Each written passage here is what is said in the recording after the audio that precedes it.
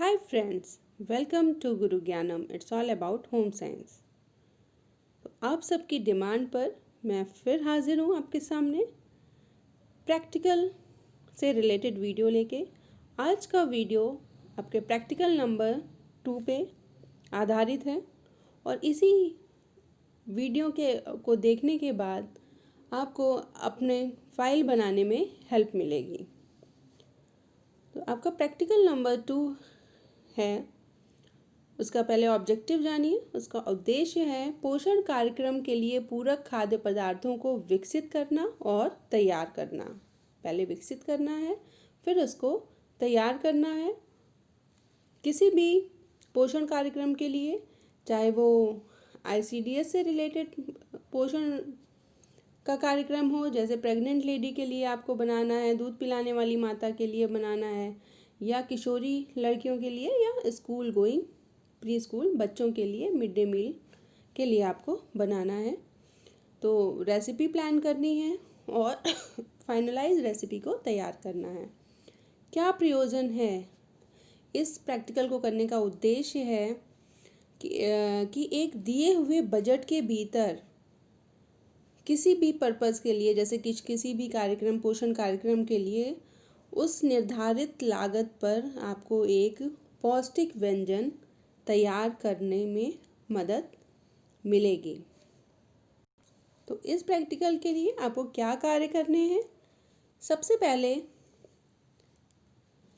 स्थानीय स्तर पर जितने भी उपलब्ध खाद्य पदार्थ हैं, या आमतौर पर जो उस एरिया में उपलब्ध खाद्य पदार्थ हैं, उनका सर्वेक्षण करके उनकी लागत निकालना कि कितने में वो खाद्य पदार्थ आएगा।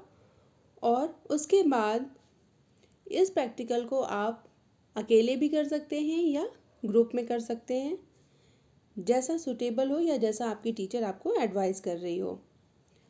उसके बाद एक लो कॉस्ट, कम कीमत पर, कम लागत पर आपको एक सप्लीमेंट्री यानी अनुपूरक भोजन की रेसिपी को तैयार करना है। पहले प्लान बनाना है, उसके बाद व्यंजन को तैयार करना है।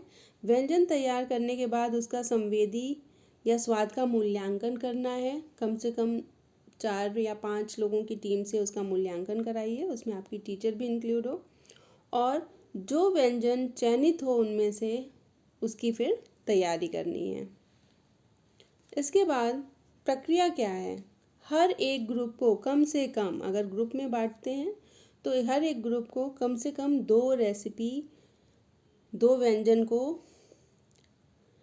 प्लान बनाना है, कैसे बनना है, कैसे पोषक तत्व कौन कौन से उसमें पड़ेंगे, और हर एक सर्विंग का, यानी कि जो एक सर्विंग होगी एक व्यक्ति के हिसाब से, उसकी क्या कीमत आएगी, क्या लागत आएगी, उसको कैलकुलेट करना है। जो भी फूड आप बनाएंगे वो खाद्य पदार्थ कैसा होना चाहिए?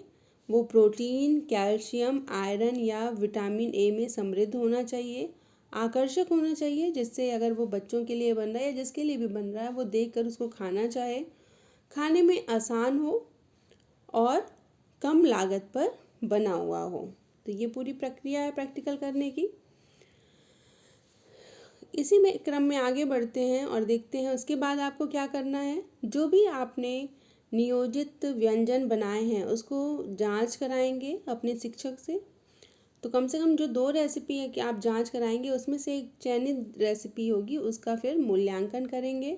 उसको मूल्यांकन करेंगे पोषक तत्वों के हिसाब से मूल्यांकन करेंगे। इसके अलावा और क्या क्या चीज़ों का मूल्यांकन करना है, उसमें सर्विंग का साइज़ क्या रखना है, यानी सर्विंग का आकार कितना हो, छोटी कितने ग्राम देना है, उस हिसाब से उसकी लागत क्या आएगी हर एक सर्विंग की, उसको देखना है। कौन से लक्ष्य समूह के लिए वो उपयुक्त है, जो भी आपने खाद्य पदार्थ बनाया है इसकी उपयुक्तता देखेंगे। उसके बाद देखने में कैसा लग रहा है, वो स्वाद कैसा है और स्वीकार्य है या नहीं है। आपने सपोज प्री स्कूल बच्चों के लिए कोई व्यंजन बनाया और वो बच्चे उसको एक्सेप्ट नहीं कर रहे हैं तो आपकी रेसिपी वेस्ट चली जाएगी। तो बेटर है कि उसकी स्वीकार्यता भी जांच लें। फिर इतना कुछ करने के बाद आपको ऑब्जर्वेशन करना, निरीक्षण करना है। इसके लिए आपको टिप्पणी दर्ज करनी चाहिए, सबसे सजेशंस लेने चाहिए, सुझाव लेने चाहिए कि उसमें अगर कुछ सुधार की गुंजाइश है तो कैसे सुधार किया जाए। इसके बाद मैं आपको एक सैम्पल की रेसिपी नमूना दिखा रही हूँ, एक व्यंजन रेसिपी का सैम्पल दिखा रही हूँ। जैसे कि मंडे के लिए आप बथुआ मेथी का पराठा बना सकते हैं, जिसमें जो भी आटा आप ले रहे हो वो गेहूँ और सोयाबीन उसमें मिक्स हो, और मैंगो की चटनी दे सकते हैं। आटे को हम छाछ से मार सकते हैं, इससे क्या होगा, इसमें प्रोटीन रिच हो गया क्योंकि सोयाबीन डाला है, कार्बोहाइड्रेट है, प्लस छाछ डालने से आपका कैल्शियम रिच भी हो जाएगा। मंगलवार को आप गेहूँ, बेसन और बथुए का चीला बना सकते हैं। अब इससे क्या होगा, प्रोटीन रिच हो जाएगा, ये बटर मिल्क है तो कैल्शियम रिच हो जाएगा। उसके साथ कोई सीजनल फ्रूट ऐड कर सकते हैं। बुधवार को मिंट और मूंगफली पनीर का सैंडविच दे सकते हैं।